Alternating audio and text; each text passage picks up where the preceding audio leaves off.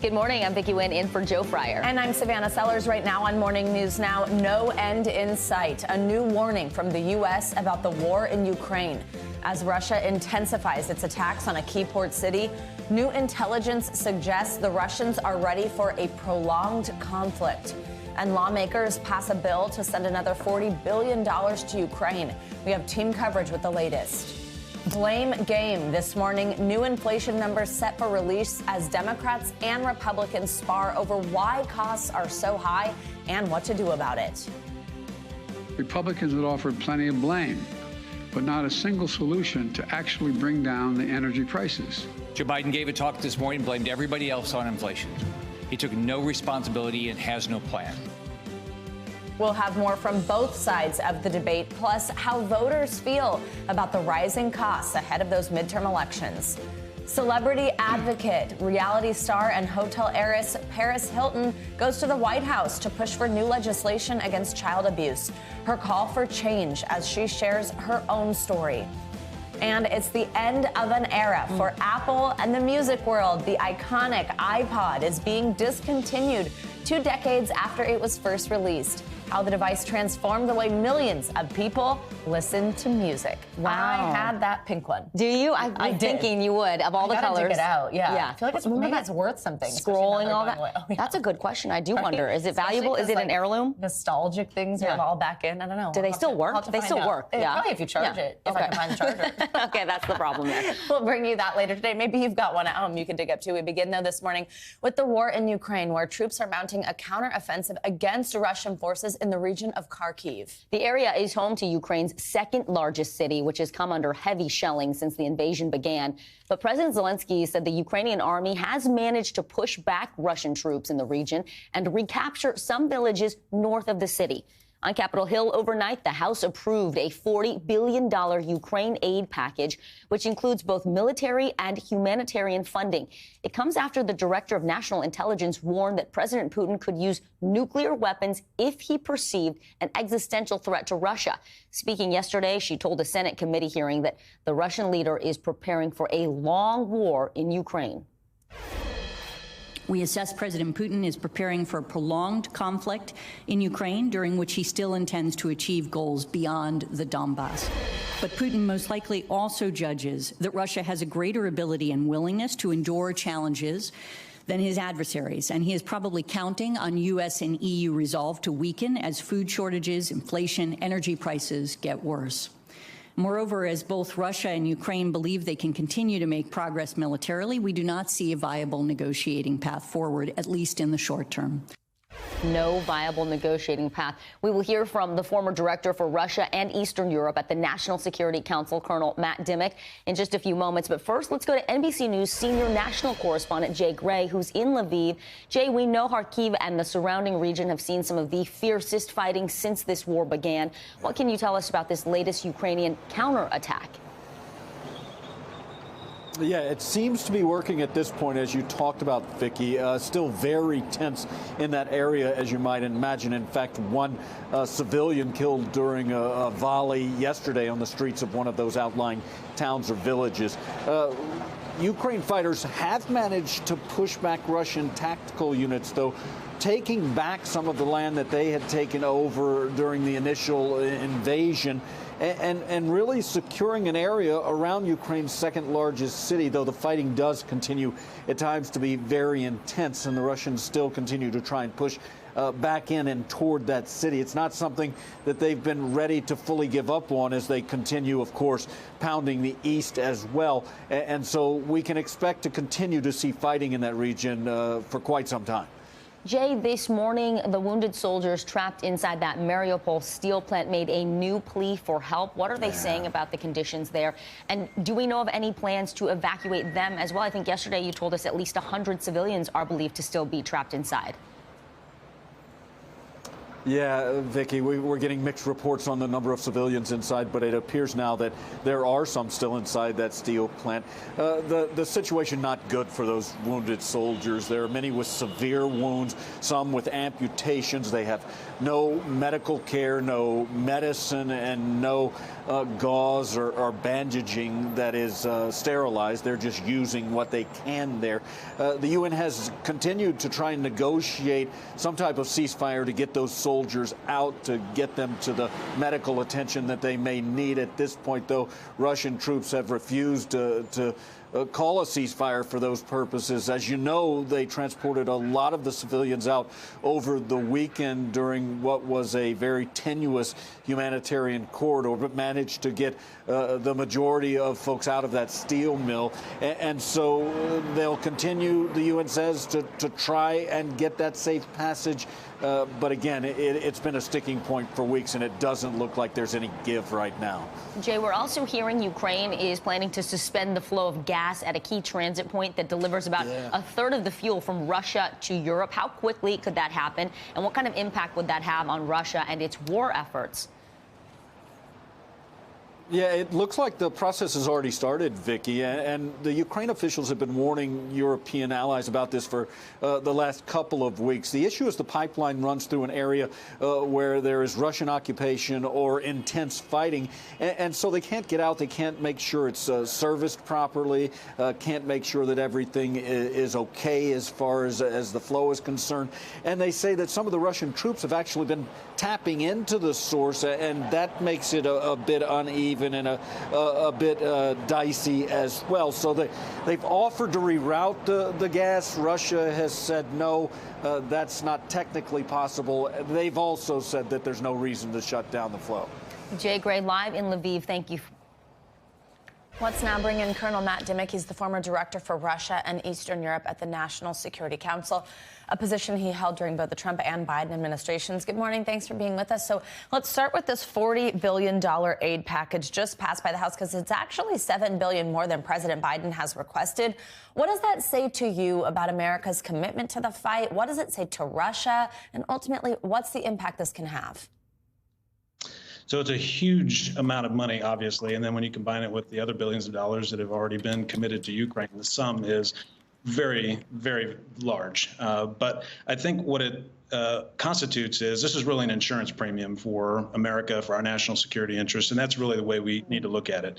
All of that money in the hands of the Ukrainians is necessary. It's going to go to good use, and I think that we should look at this as every dollar that we put into the hands of the Ukrainians, it gives them the tools to beat back Russian aggression and smash up the Russian war machine. Not only is it a dollar well spent, but it's going to be an investment in our future security in Europe and protect our interests in the long term. Certainly, and you can see the breakdown there we just had on the screen of how it will all be spent. Now, let's talk about what we heard from the director of national intelligence, warning that Putin may become more unpredictable, is dug in for a long war with also a no viable negotiating path she had mentioned there. What concerns you most about what Putin may do next? I don't necessarily have any concerns about some kind of irrational escalation of this conflict. It looks like he's just going to continue on this path of just a sheer slog towards some kind of victory that he can claim. So it looks like he's going to just continue this plotting pace of the conflict, use the Russian strengths of mass and heavy firepower to just try to grind down the Ukrainians, and in combination with pushing back Ukrainians and destroying some of the Ukrainian forces and working through attrition, also just a stranglehold on the Ukrainian economy. And I think that Putin probably thinks if he can make this last for several more months, put more pain on the Ukrainians, and maybe also Europeans and everybody else loses some interest, then he will eventually be able to claim his military objectives. So let's talk about exactly what those military objectives are at this point, and also what it ultimately means Ukraine would have to be okay with, because we've seen the Russian army shift its goals from Kyiv to just the eastern region. Now they're facing that fierce resistance, just talking about them pushing back in Kharkiv. It seems that they want that land corridor to Crimea, but Zelensky said he's not going to give it up, and also his people live there. I mean, what is the off-ramp here, and is there any solution you see that could also satisfy Ukraine? It is hard to see because right now both sides see a path towards their own sense of victory and being able to impose conditions on the other side. So it's hard to see any off-ramps at this point in time. I think the Russians believe the time and mass is in their favor. So they are sitting on that ground, probably about 80% of the Donbass at this point, and they're definitely in control of the entire Sea of Azov all the way to the Black Sea coast at Kherson. So they are in somewhat of a good position as far as controlling land, but Ukrainians are going to have something to say about that. And as you've seen around Kharkiv, they do have the ability. They're very nimble and can give the Russians some setbacks that the Russians may have to consider. But when it comes to off-ramps, I think Putin thinks time is in his favor, mass is in his favor, and that he will be able to strangle the Ukrainians into coming to the table and accepting favorable Russian agreements. Colonel Matt Dimick, thank you for your time this morning. Also, I know you're a regional program director with the aid group Spirit of America that's helping get aid into Ukraine. Thank you for what you're doing there, too. We appreciate you. All right, thank you. We turn now to the battle over the future of abortion rights in the U.S. Today, the Senate is expected to vote on a bill that would codify abortion rights. The vote on the Women's Health Protection Act, which is already passed the House, is all but certain to fail, with just 49 senators expected to support the measure. That is well below the 60-vote requirement to defeat a Republican filibuster. The vote comes after that leaked Supreme Court draft opinion that indicates Roe v. Wade will likely be overturned. Meanwhile, several states are racing to extend their abortion laws to protect out-of-state patients from potential lawsuits. NBC News correspondent Stephanie Gosk has more now from Connecticut. There's a new abortion law in Connecticut. We're doing everything we can to stand up on behalf of the reproductive rights of all of our citizens. Setting up a battle between states. Texas, don't mess with Connecticut. The law expands abortion access and protects providers, like those in this clinic, from being sued or even criminally charged by another state. I am very grateful for it, and I think it was necessary in our political climate. We're not going to sit here with our residents, with our doctors, nurses, our facilities undefended. We're going to stand up for these rights here in the state of Connecticut. State Representative Matt Blumenthal, who co-authored the bill, says it was in direct response to the abortion law in Texas and in anticipation of Roe v. Wade possibly being overturned. People are already coming to Connecticut from places like Texas to seek safe and legal care. Missouri State Representative Mary Elizabeth Coleman drafted a bill similar to the one in Texas that would allow private citizens to sue abortion providers. Should a doctor in Connecticut be concerned that they may be sued from a private citizen in Missouri if they've performed an abortion on a Missouri resident? No, I don't think that that's an accurate reading of the law. Her bill has not yet been passed. Because the abortion issue has been decided by the courts for so long that taking this back into the state legislatures, there's rhetoric that is ramping things up in ways that isn't particularly helpful. Scholars say the criminal and civil law has not been tested, and anti-abortion states might push boundaries if Roe is overturned, which is why states like Connecticut are acting quickly. You see Connecticut looking at that kind of mess and saying, we want clarity. We don't want to wait for things to shake out in the courts. What kind of world are we potentially going into if Roe is overturned? I'm afraid that it's going to be a world where this conflict is even uglier and messier than the one we're in now. Stephanie Gosk, NBC News, Hartford, Connecticut. Turning now to the economy and the new inflation numbers out today. Americans have been hit hard, paying more for everyday items. Inflation's been at its highest point in more than 40 years, in fact. Well, yesterday, President Biden unveiled his plan to try to ease the burden on Americans' wallets.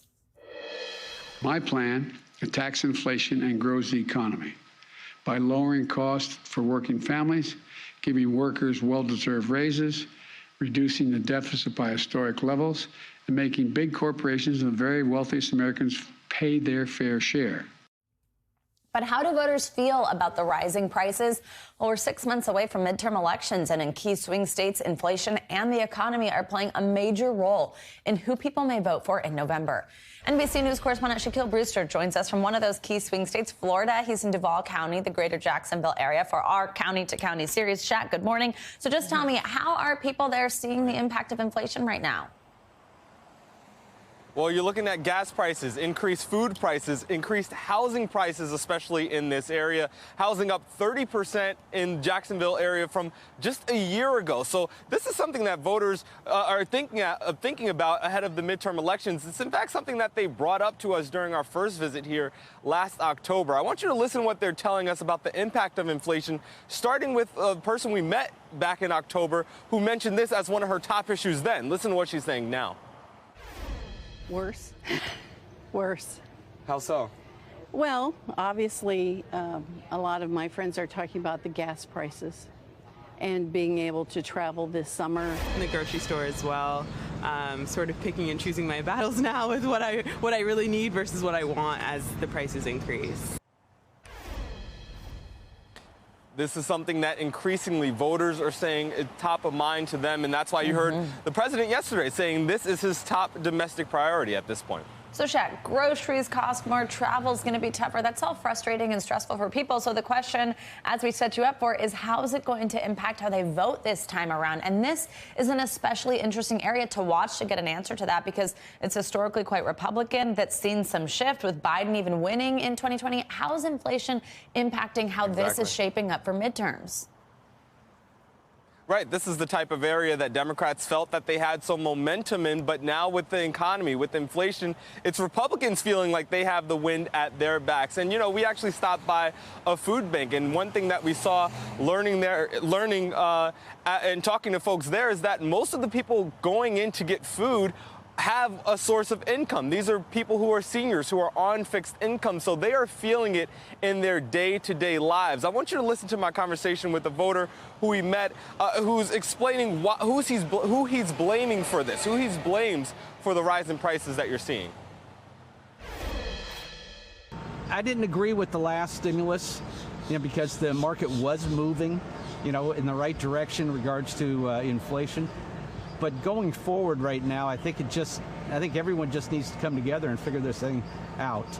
I don't think one party can fix it. I think both of them have to come together.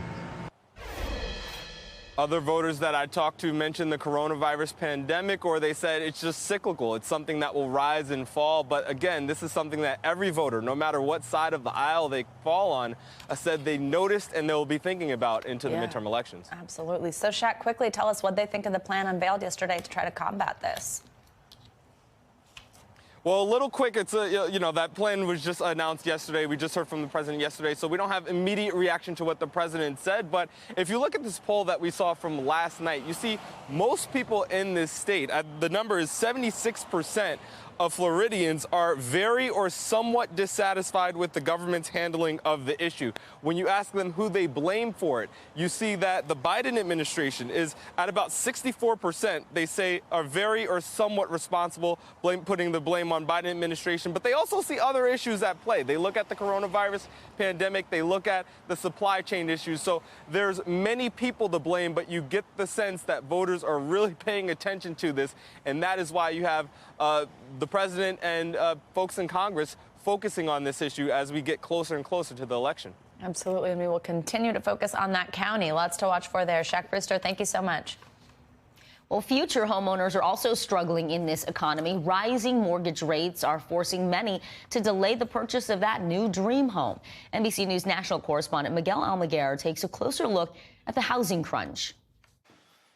So this is my favorite room in the house. As rents rise and now mortgage rates climb, the Fishers, like so many other American families, are trying desperately to buy a home while facing a tougher housing market every day.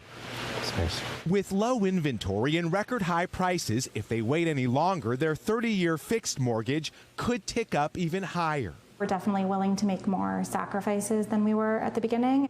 The typical mortgage payment in March was $1,700, up nearly $400 from a year ago. Yeah, you kind of don't know when it's going to end with the mortgage rates rising. With inflation going up too, I mean, everything's getting more expensive.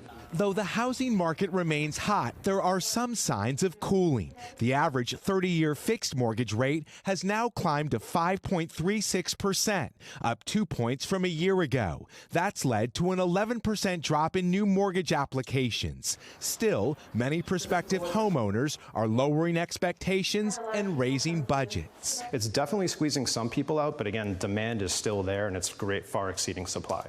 To get their foot into the door, families aren't just willing to pay more for less. Many are turning to adjustable rate loans, where the interest rate can change after 5, 7, or 10 years. We think in 2022, with higher mortgage rates, that'll cool down somewhat. We'll be back to more typical market conditions.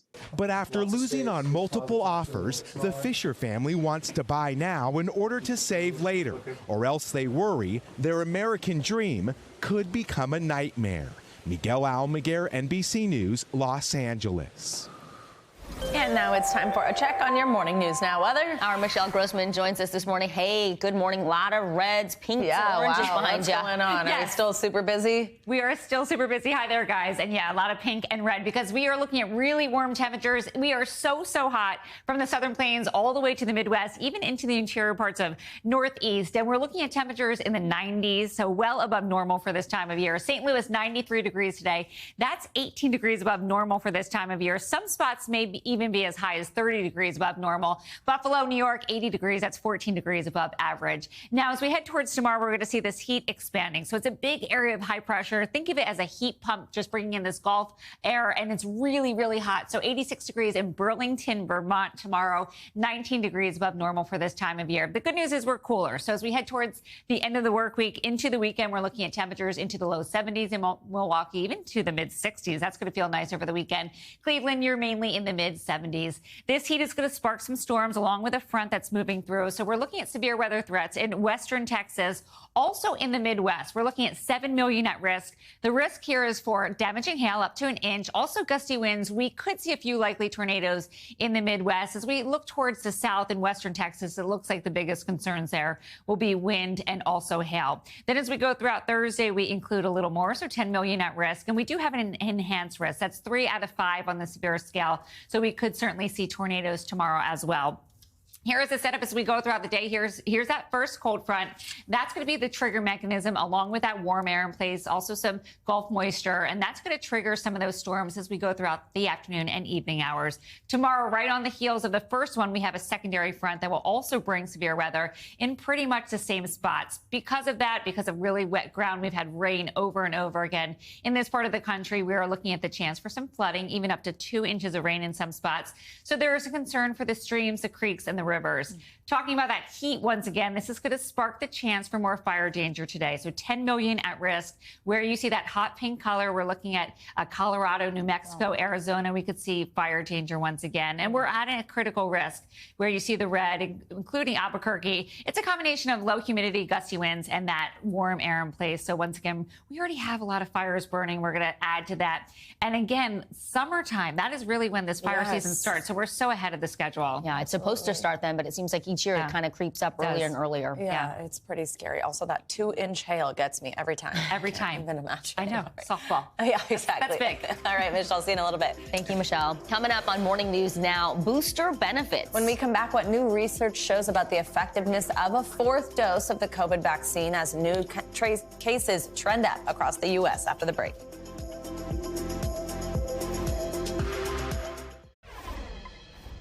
Bill Gates has announced he's tested positive for COVID-19. In a tweet yesterday, the Microsoft co-founder says he's experiencing mild symptoms and will isolate until he's feeling better. Yeah, he's, of course, been a prominent figure during the pandemic, even announcing last year his foundation would spend $120 million to improve access to Merck's antiviral COVID pill for lower-income countries.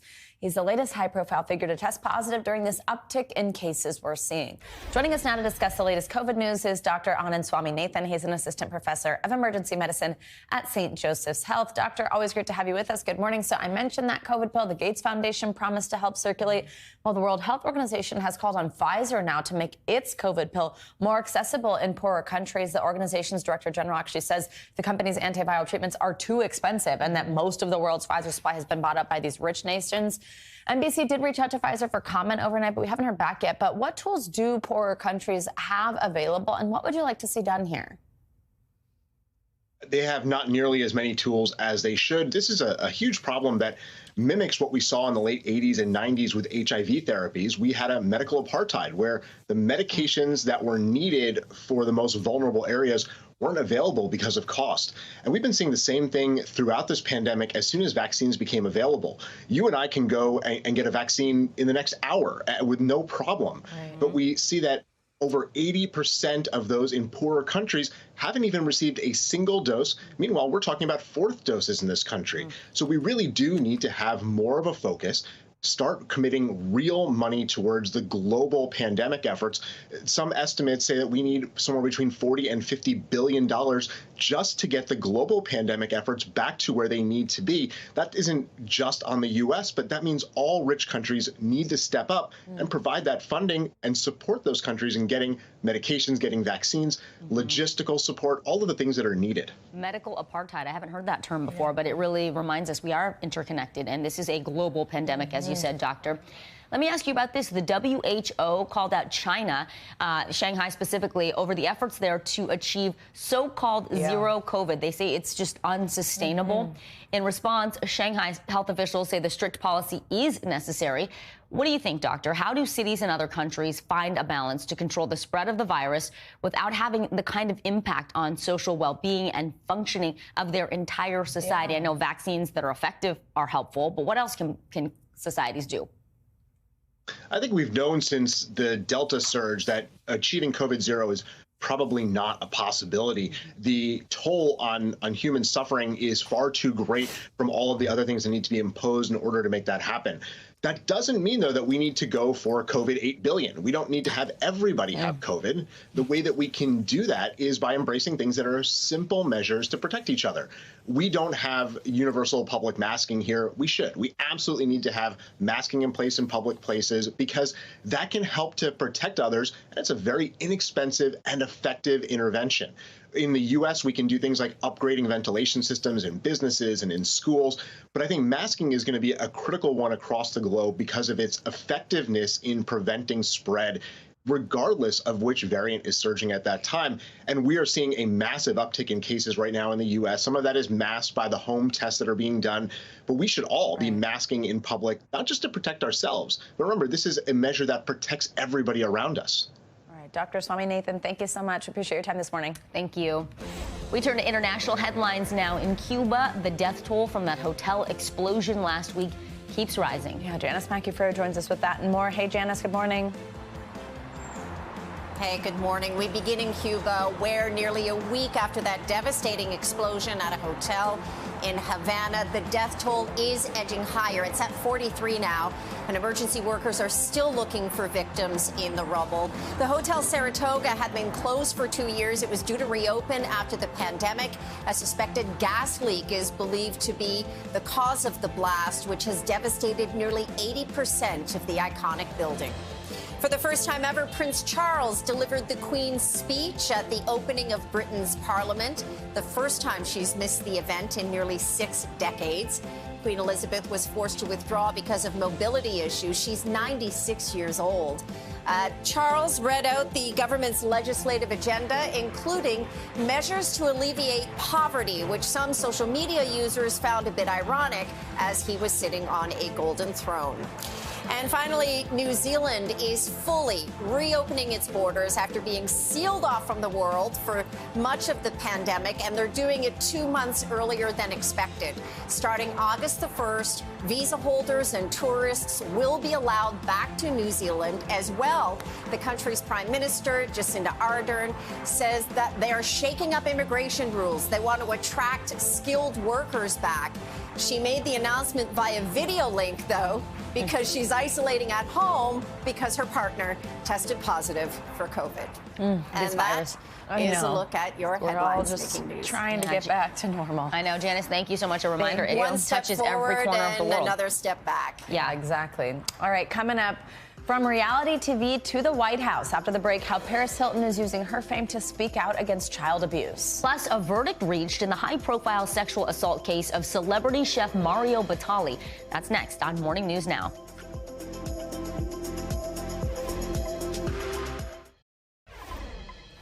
Paris Hilton made a visit to the White House yesterday to continue her campaign for congregate care reform. The reality television star turned advocate met with several members of Congress to discuss future legislation to protect teens from abuse at care facilities. This isn't the first time Hilton has visited the White House. Back in October, she had this to say about her hopes for this bill. Every day in America, children in congregate care settings are being physically, emotionally, and sexually abused. Children are even dying at the hands of those responsible for their care. NBC News Capitol Hill correspondent Ali Rafa joins us now for more on Hilton's visit. Ali, good morning. Walk us through this congregate care reform bill. What are lawmakers hoping to achieve, and who is Paris Hilton working with? Yeah, Vicki, well, you laid it out perfectly at the top there. You know, Paris Hilton's visits to not only the White House, but Capitol Hill yesterday are really building on years of experience she has advocating for this issue. She's saying that this multi-billion-dollar troubled teen industry is misleading parents, children, and it's lacking oversight, it's lacking transparency. So she's actually been successful in making reforms to this legislation before, to this industry. Last year, the state of Utah, where she says she experienced her trauma, passed new rules to regulate the industry after she gave a very emotional and powerful testimony. And that new law gives more government oversight and provides teens more rights in these centers. For example, it requires monthly reports by these centers to the state of Utah. It requires the documentation of instances of physical restraints, involuntary confinement. It also bans any chemical sedation. But Hilton is pushing for a federal law to change all of this in the form of a proposed Accountability for Congregate Care Act, because she says that this patchwork of legislation state by state is just not doing enough. It would create a commission within the Department of Justice to provide better oversight over these centers, as well as provide funding for each state to better institute these practices. We know that she's working with several representatives on this issue, like Ro Khanna, Adam Schiff. She also met with several new lawmakers that we didn't know she was working with yesterday on Capitol Hill. So definitely a developing bill and legislation on Capitol Hill, Vicki. Ali, quickly, while I have you, talk about how personal this was for Hilton. Remind our viewers what prompted her to support this reform, because I think a lot of people were really shocked when she came out and shared some of her own experiences. Yeah, she's been very honest about her traumatic experiences. She actually wrote an op-ed in the Washington Post last year where she details this. She said that at the age of 16, she was taken from her home. Her parents, she said that her parents thought this was a sort of tough love approach, but she was taken to one of these centers in Utah where she was put in solitary confinement. She was repeatedly sexually abused. She was slapped. She wasn't provided opportunities for education, for communication. She said all her communication with her parents and the outside world was censored and monitored. So this is really pushing for why she is so passionate about this issue, Vicki. And she's bringing some star power to it. Ali Rafa, thank you so much. Now to a high-profile sexual assault case filed during the height of the Me Too movement. Celebrity chef Mario Batali was found not guilty on indecent assault and battery charges. The defendant was one of several women to accuse Batali of sexual misconduct. NBC News correspondent Isa Gutierrez has the latest. The heat off Mario Batali. Turn off the heat. A judge in Boston found the celebrity chef not guilty in a sexual misconduct case Tuesday afternoon. So, Mr. Batali and Attorney Fuller and Caruso, if you could rise, I'm going to find the defendant not guilty to the charge of indecent assault and battery. The chef immediately kissing one of his lawyers on the cheek after the verdict. Batali was charged with indecent assault and battery in an alleged incident at a Boston restaurant in 2017. The woman who accused him took the stand Monday. Media was directed to not film her face. When we went to go take the selfie, he had his hands all over my body, all over sensitive areas in between my legs, my rear end, my breasts. The 32-year-old software company worker testified that Batali forcibly kissed and groped her after taking a selfie with her. His face was all over mine. His tongue was in my ear at a certain point. Batali pleaded not guilty and waived his right to a jury trial, putting his fate in the judge's hands. His lawyer argued the assault never happened and questioned the accuser's credibility. She's not being truthful. This has been fabricated for money and for fun. For nearly 2 decades, the Italian-American chef was known for Food Network shows like Iron Chef, Molto Mario, and his signature ponytail and orange Crocs. This is the first one we're going to make. It's called sagnatielle, which is a very specific noodle. In 2016, Batali was even the featured chef at President Obama's final state dinner. The 61-year-old's fall from grace began a year later when Eater New York reported accusations of sexual misconduct from 4 anonymous women in the midst of the Me Too movement. The women said Batali groped them and made inappropriate comments of a sexual nature. Do you have any recommendations for wines that should be served cold? I have several. In response, Batali was fired from ABC's The Chew and took a leave of absence from day-to-day operations of his businesses. Batali issued an apology acknowledging the allegations, saying they, quote, match up with the ways he'd acted. The apology also included a recipe for pizza dough cinnamon rolls. P.S. In case you're searching for a holiday-inspired breakfast, he wrote. Later in 2018, new allegations from several women who worked at the Spotted Pig, a New York City restaurant where Batali was an investor and frequent guest. In interviews with CBS's 60 Minutes, the women alleged Batali had sexually harassed or assaulted them. I was on his lap, kissing him, like he was kissing me. She says she woke up around dawn in a room on the 3rd floor of the building. The first thing I think is I've been drugged. That was the first thing I thought, is I've been assaulted. Batali vehemently denied the Spotted Pig allegations in a statement where he also wrote he was not attempting a professional comeback. Police in New York launched a criminal investigation into the matter, but in 2019 decided not to press charges against Batali. The state attorney general's office then announced a separate investigation into the chef's alleged discrimination and retaliation, resulting in a settlement last year. Batali, his business partner, and their company, B&B Hospitality, paying $600,000 to at least 20 former employees. In the Boston trial verdict this week, the judge questioned whether the accuser could be believed. The complaining witness has significant credibility issues. Those issues were highlighted in her testimony. He cited outside incidents, a plausible financial motive, and inconsistencies between her story and the selfies of her and Batali from that night. The pictures tell 1,000 words.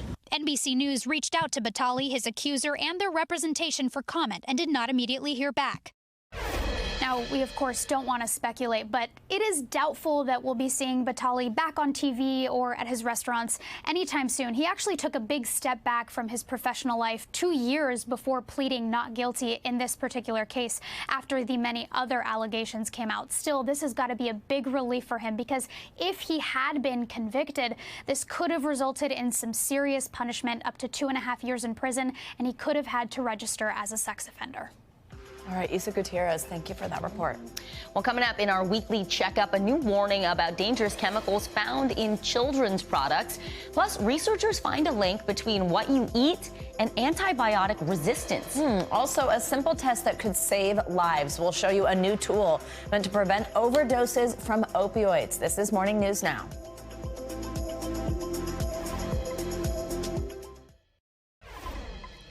Reactions to the synthetic opioid fentanyl account for nearly 2/3 of all overdose deaths here in the U.S.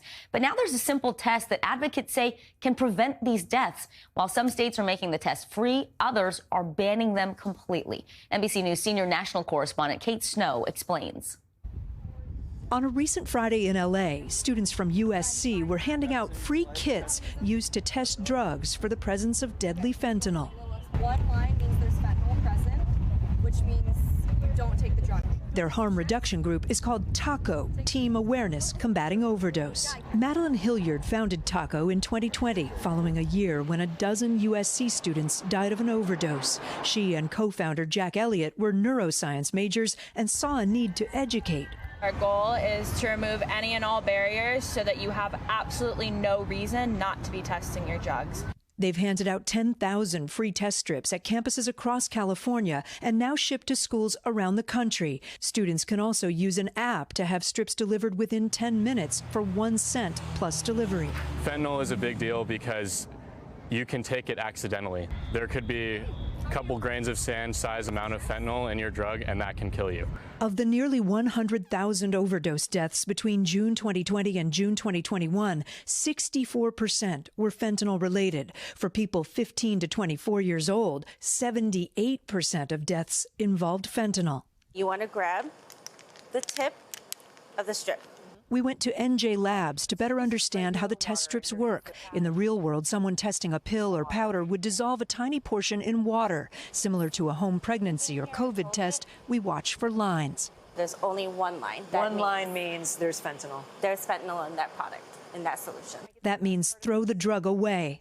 Do you think these tests are fairly accurate? They're fairly accurate and sensitive enough to test very trace low levels of fentanyl. Some states consider the test strips drug paraphernalia and make distributing them illegal. Critics worry they encourage people to use drugs. They were going to use drugs whether we gave them the test strips or not. The difference is now with the test strips, if they find fentanyl in it, that means that they are going to wake up tomorrow. If I'm going to use drugs, I'm going to.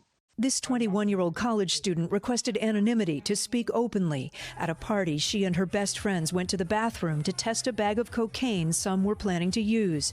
When the strips showed positive, they sat in stunned silence. If you hadn't known some of your friends were about to do it, what do you think might have happened? One of them could have at least died, if not all of them. So it was super jarring to think that they could have died. And these are people that I spend every day with. It would have changed everything about how I live right now and I imagine going forward. Taco's goal is to create positive peer pressure. If you're going to use a drug, test it first. Give them to friends, family, whoever. Hoping that small step saves lives. Kate Snow, NBC News, New Brunswick, New Jersey. Such an important report there from Kate. Thank you so much. And now it's time for your weekly checkup. Yep. NBC News medical contributor Dr. Natalie Azar joins us now to discuss the latest health headlines that you might have missed. So, Dr. Azar, let's stay on what we were just hearing about there, this opioid crisis, and something else that you have some new important information on, mailing kits that are helping patients get rid of these drugs in a safe way. So I'm so happy that this story is coming right after Kate's, because it is so important. So we worry a lot about opioid misuse, abuse, diversion, right? So this was a study out of Penn. What they did was they took people who had surgery. Half of the people got mailed a kit to dispose safely of the opioids that they were prescribed, and the other half didn't. And they found that the people who got the kits, about 63% of them disposed of the opioids appropriately, as opposed to less than half of the people who didn't get the kits. My doctor's orders for this are fairly straightforward. This is true not just for opioids and getting rid of them appropriately, but really for any prescription drugs. There are different ways to do it. There are safe and there are unsafe ways to do it. You need to go to the FDA website, the DEA website, and even your community health and law enforcement websites, because many communities have what are called prescription drug take-back days. So you can, sometimes even pharmacies can do this. Right. I was going to ask, can you just go to the drugstore and say, hey, I don't need these? Not always, Vicki, but sometimes you can. And it's particularly important, obviously, for things like opioid, because gotten in the wrong hands can be a big, big issue. So I like this. It's like, kits cost $2. It's not that big of a deal, but not everyone is having surgery and dealing with this. But more accessible. But you can do this safely, yes. Let's talk about this next study. It speaks of these dangerous chemicals called PFAS. They're known by a lot of people as forever chemicals because they just stick around forever. They take a long time to break down. Apparently, they're being used in a lot of children's products. So what are they, and what do we need to know about them? Right, Vicki. So unfortunately for this story, I don't have this is what you need to do, and this is how you're going to fix the problem. I'm going to give you a little bit of a conflict, but I don't necessarily have a solution. But anyway, so these PFAs are called forever chemicals because they literally don't break down. So these are the kinds of things. There's thousands of them. They're found in things that are listed as stain resistant, water resistant. And this is concerning because it can be clothing, it can be furnishings, it can be linens, and particularly in kids' products, right? So they did find these PFAs in the children's products. Even labels that said they are green had these in them. So here's the thing. Here are my doctor's orders. you got to look at the label. And maybe if you're a mom, right, Vic, it's like, oh, maybe it doesn't need to be stain resistant because that stain resistant may actually contain the PFAs. So that's kind of like my PSA to parents out there and caregivers. You may not necessarily be able to find these things if you're looking for things that say that they're green or stain resistant. Kind of just maybe go organic, right? And you know you're going to be washing things more frequently. Which is not a problem. But that's my best message for the day. That stain resistant tip, though, is a really good one. All right, this last interesting one, a study that looks at how your diet can help fight against antibiotics and resistance. Why is that so important, and what can we do? What can we be eating? So, you know, I always like to start these segments with why is this important? Antibiotic resistance is hugely important, and part of that has to do with our gut. The microbes, the bacteria in our gut have these genes that encode their ability to be resistant to antibiotics, which I think is just amazing anyway, how they've evolved to do that. So this study actually wanted to look to see if your diet impacted the genes in these microbes. And in fact, that they found that it did. So they found that basically, if you had a high fiber diet, you had less microbes that were encoded to be antibiotic resistant. And particularly if you had a high fiber and low in protein, which is important, like so beef protein and pork, was actually also a good thing. Wait, so that's good. You want high fiber because that makes your microbes good and it won't make them antibiotic resistant. Exactly. And the more beef and pork protein you had, the less of those good microbes you had. They didn't comment on chicken, so I'm going to assume that's good. So I want to put up for our viewers at home, what does that mean? What does a high soluble fiber diet look like? These are the foods we're talking about: barley, oats, beans, lentils, peas, seeds, and nuts, carrots, berries, artichokes, and broccoli. Yummy. Those are the kinds of foods that you want to get in your diet. They're called water soluble, high fiber, better for your gut, better for antibiotic resistance, better for global health. We need more time, though. We need more time. We're going to talk offline because it's just it's so hard, though, because it's like you're supposed to be high in protein for the other things. No. It's very confusing. We eat too much animal protein, I think, in general. That's true, too. Chicken or, I don't know. They didn't comment on chicken, which means by omission, right? It's good for you. Okay, Dr. Beans, Savannah. Beans are the key to long life. You heard it here first. Dr. Azar, thank you. Always great to have you with us. Coming up on Morning News Now, an opportunity of a lifetime for a street performer in Tel Aviv. She'll join us to talk about who happened to hear her sing and how it landed her on stage with Maroon 5 in front of tens of thousands of people.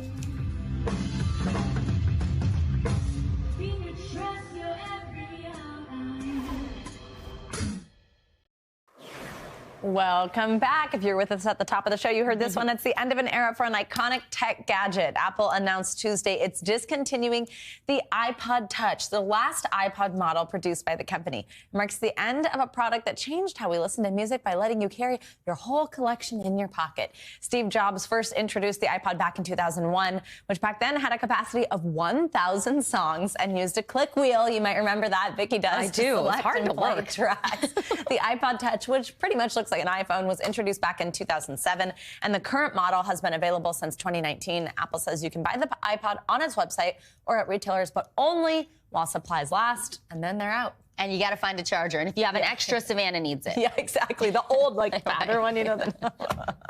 All right, moving on. Yeah. Singer-songwriter and guitarist Coral Bismuth has been performing on the boardwalk in Tel Aviv for 6 years. And when you sing in public, you never know who might be listening. Yeah, you might remember this from yesterday. We told you someone very special was, in fact, listening. Maroon 5 singer Adam Levine. He heard her from his hotel room and was impressed. So much so that he posted videos to his Instagram account of her singing and invited her to sing Sunday morning with Maroon 5 at their performance on Monday in front of 60,000 people. How cool is that? Coral Bismuth joins us now from Tel Aviv. Coral, good morning. It's so great to have you with us. This is such a fun story. So walk us through this. We want all the details. You're on the boardwalk. He's in his hotel room. He sees you. He posts videos of you. How did he get in touch with you, and what did you think? Wow, it was so crazy. It was an amazing experience.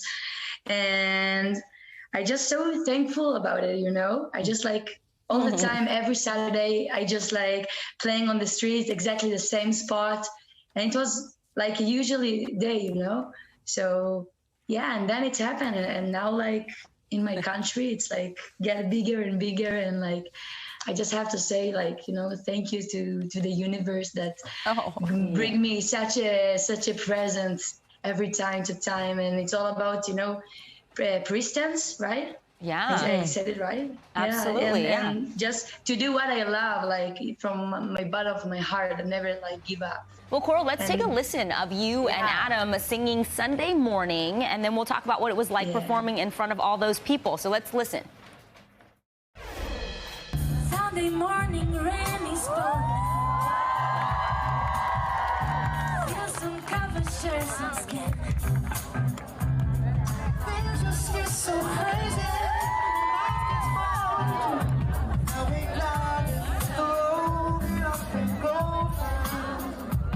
That was rad. Oh my gosh, chills just listening to you. You nailed it. What was it like performing? And, you know, did he just walk down or send his people down to you and say, like, hey, would you like to come on stage with me? Like, how did that actually come together? And then there you are in front of 60,000 people. Okay, so it was so authentic, you know, like how all my way when I as a musician, it's always like authentically and like pure. So after like he posted me on the Instagram on the story, I think like someone from his crew like get down and like when they see the show, my street show, I have my like a big sign of my Instagram on my, you know, to connect me, like Facebook, whatever. So they just get down and take my name, and then like Adam Levine, it's like just text me on Instagram. Did you think it was real? It's so cute seeing you. He gave you a big hug, a sunflower on stage. Did it seem real when they contacted you, or did you think it was a scam? I gave him the sunflower. Oh, you did? Okay. Yeah, I'm like the thing in my show, you can see here, the thing in my show, like I have a street show. It's like about love and about light and about how to be like connected like people. And the thing that I have this ball of sunflowers, and I just like share it for free for people. So then if someone like, you know, like my show and like feel something and like something like touch him, so he can take a sunflower to his way, maybe to his friend, to his wife, or for another person in the street. So that's why I came with a sunflower. This is my sign. Oh my gosh. Soon I think you're going to have your own stadium shows too, right? Yeah. Coral, thank you so much. You brought some sunshine to us this morning.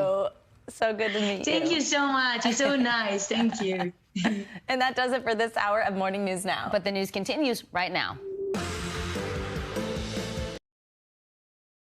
Thanks for watching our YouTube channel. Follow today's top stories and breaking news by downloading the NBC News app.